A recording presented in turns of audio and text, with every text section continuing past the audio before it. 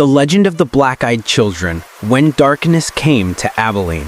On a night when silence blanketed the city of Abilene, Texas, the faint moonlight shimmered on puddles scattered across the road.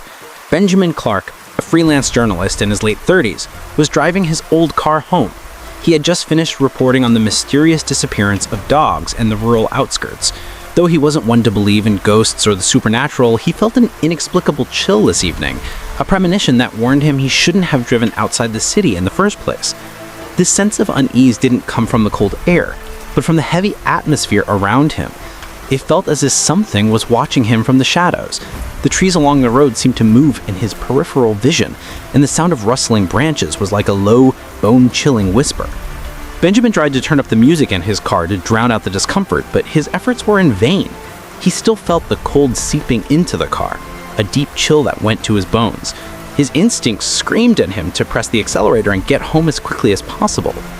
A confrontation in the shadows.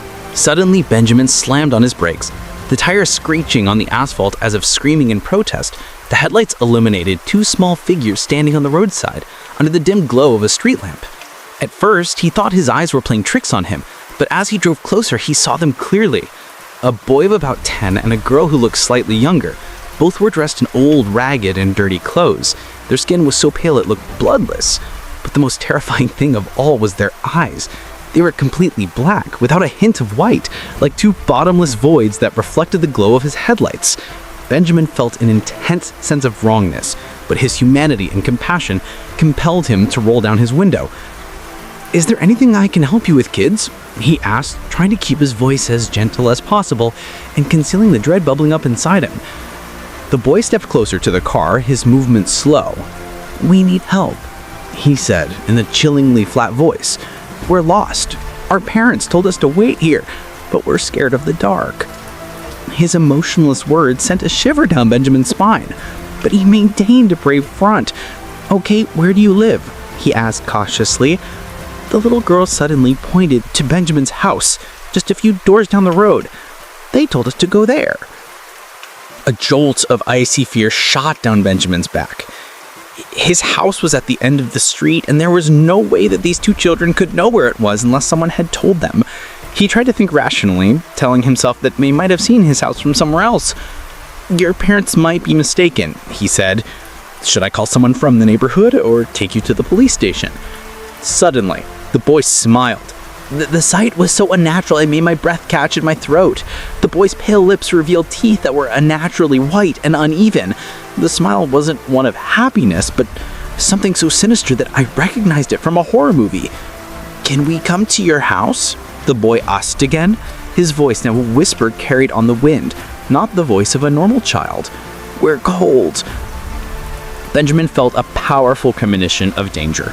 He stared at the pitch-black eyes that reflected the headlights, and an undescribable feeling overwhelmed him. His body felt heavy, as if paralyzed. A wave of profound terror swept through him, nearly stopping his heart. Benjamin knew instantly that these were not ordinary children. He had to escape. He had to get away as fast as he could before something happened. With a final surge of adrenaline, Benjamin quickly raised the car window. The glass lit up with a loud crash, followed by a violent thud from outside. He didn't dare look back. He floored the gas pedals, speeding away from the spot without a second thought. He felt a light impact on the back of his car as if something had jumped onto it, but he didn't dare look in the rearview mirror. He drove home at maximum speed. In his rearview mirror, he saw the shadows of the two children still standing in the same spot, their solid black eyes watching him. The fear gripped his heart and wouldn't let go. Benjamin decided he would keep this to himself and never tell anyone what he had witnessed. Benjamin knew he hadn't imagined it, because 3 deep scratches on the side of his car window were undeniable proof. Every time he slept, he still dreamed of those solid black eyes staring back at him in horror.